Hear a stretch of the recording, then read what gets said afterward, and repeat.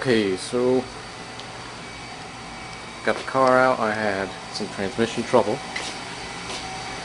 Took the clutch apart. This was slipping a little bit, but that was normal wear. But I was having noise ever since I had this car. I was having a noisy transmission, so I decided to take it apart. This is a T5 World Class. I just took apart the tail housing of this World Class T5. Doesn't come out that fast, but as I suspected, the bearings are kind of worn, and I wanted to document this. I don't know if you can hear that, but you can definitely hear the knot in there.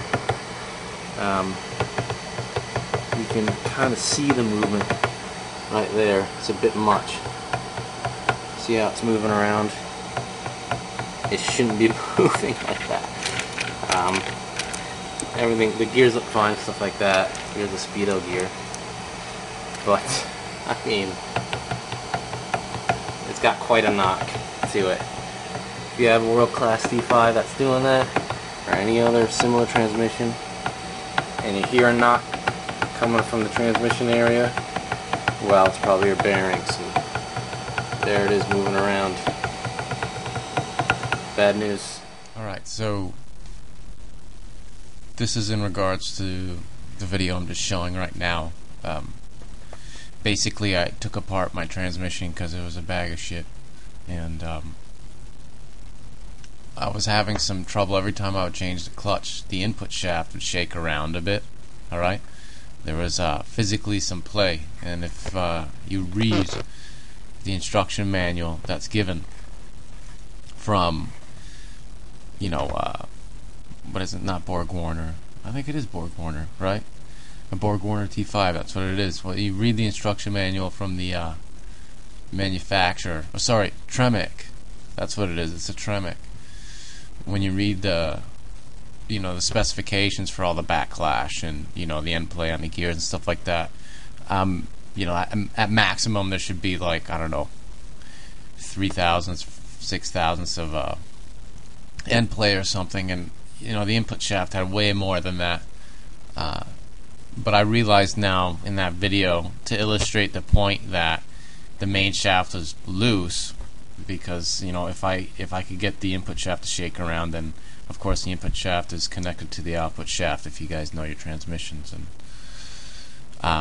I shouldn't have taken the tail housing out to shake it around, because that shot you just saw was showing fifth gear, and then right ahead of fifth gear was the bearing race that is kind of like loosely pressed in to the main case of the transmission, and that tail housing actually holds that race against the bearing on the output shaft.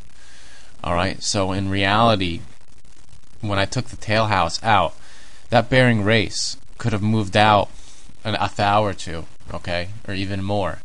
Now I don't think it did. That noise that you saw was basically the noise I was getting and the play I was getting on the input shaft, but I should have shot it on the input shaft anyways.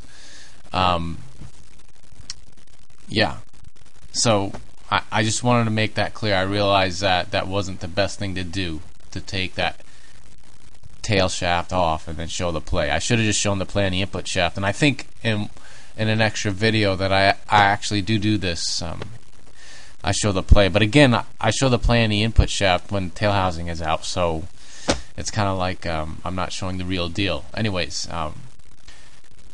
trust me, you know, there was play on that input shaft when the whole transmission was intact.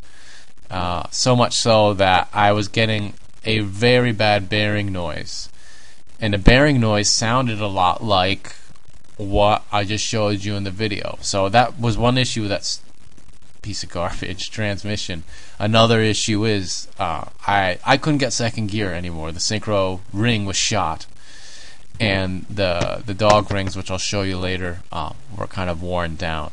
Alright, and I have other anecdotes to this whole series of videos on rebuilding this transmission. It's just for everybody's help. So, you know, you might see me come on here and there to kind of clear some things up. Okay, I just wanted to clear that up. I know, you know,